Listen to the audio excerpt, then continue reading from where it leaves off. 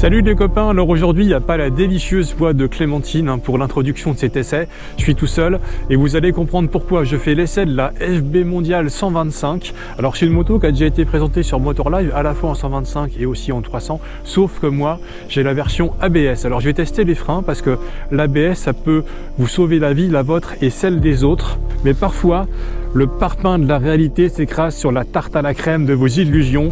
Et quand je dis tarte à la crème, ça devrait être tarte à la clémentine parce qu'elle est là-bas, ligotée au bout de cette ligne droite. Je vais m'en osser à fond et je vais voir si elle aura la vie sauve ou si je vais l'écraser. Et ce sera la fin de la vidéo.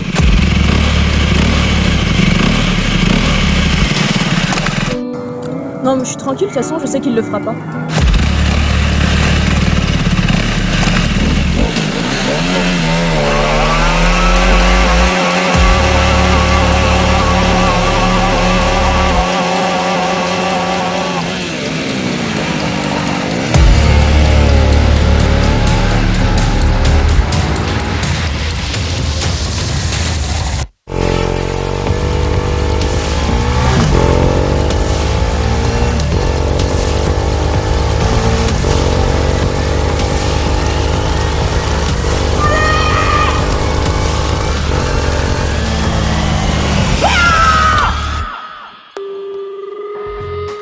Bon ben là Clem, tu te ressaisis puis tu fais une voix off du milieu puis moi je continue mon essai. Ah mais je peux pas Philippe, je suis ligotée. Ah oui c'est vrai. Non, alors t'as qu'à faire une voix on. Bon Philippe, pendant que je me remets de mes émotions, si tu nous disais ce que tu penses du reste de la moto. Et un peu du freinage qui vient de me sauver la vie quand même hein.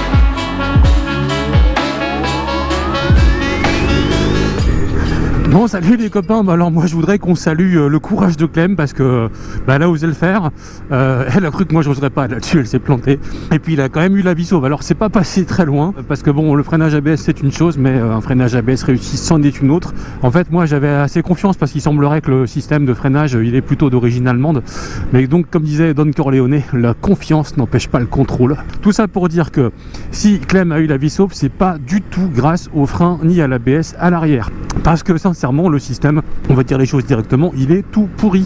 C'est-à-dire qu'en gros, pour prendre une métaphore, c'est un peu comme si tu fais du patin à glace et à la place des patins, tu mets des bonnes grosses parts de flanc en dessous des pieds. Tu vas sur la glace et tu vois un peu ce qui se passe quand tu freines avec l'arrière.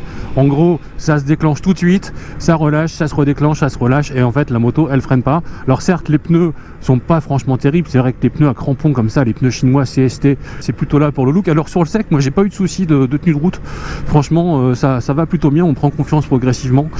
Par contre en feeling c'est pas ça parce qu'ils ont des crampons super durs et puis on a quand même un peu tout le temps l'impression de rouler sur un peu dans les escaliers quoi. Puis sur le mouillé je parierais quand même pas grand chose hein, sur le grip, mais bon toujours est-il que voilà les pneus sont corrects, mais alors à l'arrière ça va pas. Par contre il y a un bon frein avant, voire même un très bon frein avant. J'ai fait plusieurs exercices avant de me lancer pour écraser Clem et puis en fait on arrive un peu à déclencher des stoppies hein, malgré les pneus à crampons.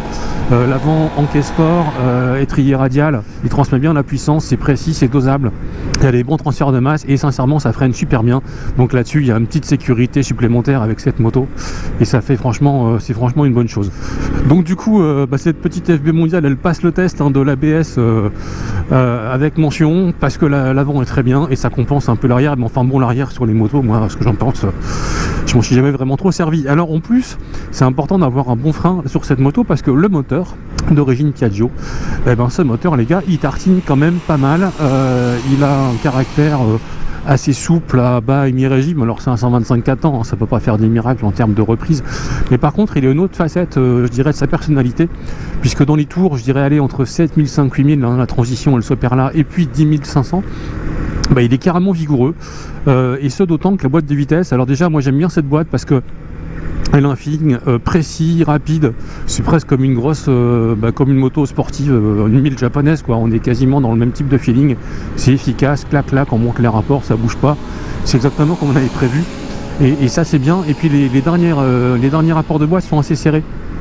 Donc en fait il y a assez peu de baisse de régime entre 4e, 5e et 6e, ce qui fait que quand on est bien lancé sur une plage d'accélération, eh bien la machine elle ne s'avachit pas. Moi j'ai pris 130 compteurs en vitesse de pointe, et puis bon, les Parisiens pourront un peu se référer à ça. La montée de la nationale 118 par exemple vers Vélizy, on arrive à la montée en 6e et en faisant l'extérieur à pas mal de bagnoles, et ça franchement avec une 125 4 temps c'est quand même, je dirais, c'est quand même assez cool, voire carrément sympa, et c'est une moto qui est vraiment performante en fait, cette petite FB mondiale.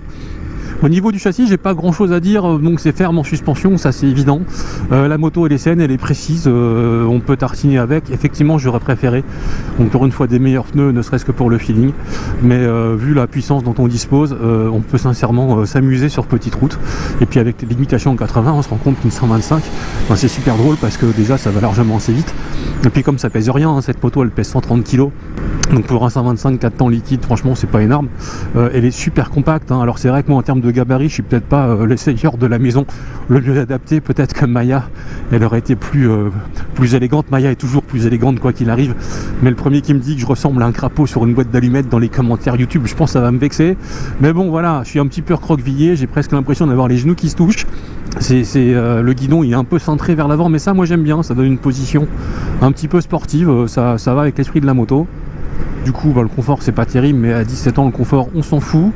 Le duo c'est franchement méga pas terrible, la selle elle est en pente, elle est en triangle à l'arrière, c'est n'importe quoi, mais comme ça votre amoureux ou votre amoureuse il s'accrochera très fort à vous, et ça c'est plutôt sympa.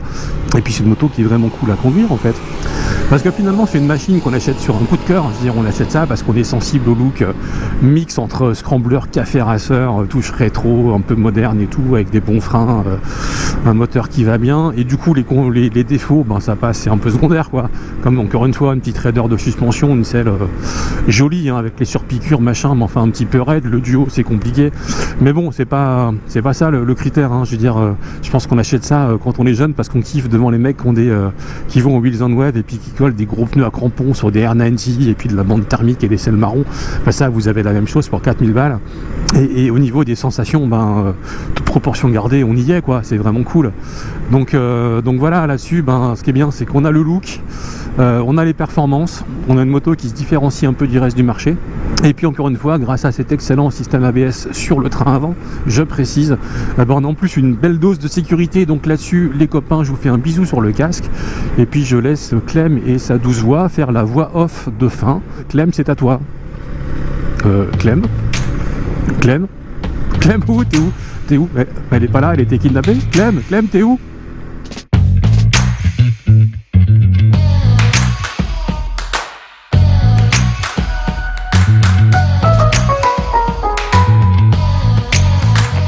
À 4195 €, la FB Mondiale 125 HPS ABS, pas facile à dire ça, est une proposition bien placée, puisqu'elle mêle désormais le style et la sécurité.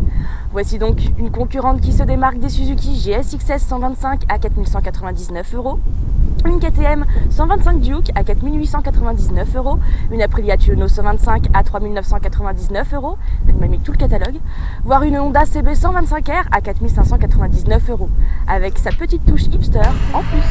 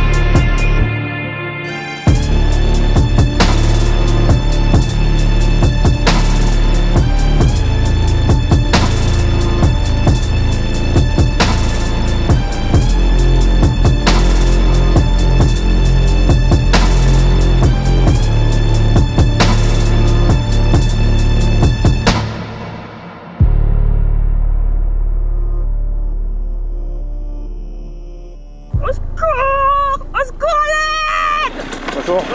Bonjour. Ah, tout va bien? Ouais.